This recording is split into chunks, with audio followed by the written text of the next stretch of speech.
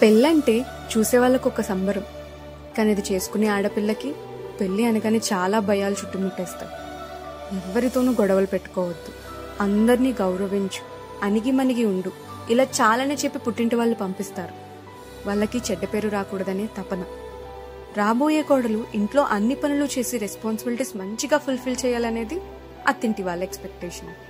కానీ వెళ్ళబోతున్న ఇంట్లో ఆ అమ్మాయికి ఎంతవరకు కంఫర్ట్ ఉంటుంది, లేదా కాబోయే కోడలికి మనం ఎంత కంఫర్ట్ ఇవ్వగలం అని ఆలోచించే వాళ్ళు చాలా తక్కువగా ఉంటారు. తనకి ఆ ఇంట్లో ఎలా ఉండటం అంటే ఇష్టమో అడిగే వాళ్ళు కన్నా అలా ఉండు ఇలా ఉండు అని చెప్పే వాళ్ళే ఎక్కువ మంది ఉంటారు. ఇన్ని ఎక్స్పెక్టేషన్స్ మధ్యలో ఆ ఆడపిల్లకి ఉన్న ఒకే ఒక హోప్ హస్బెండ్.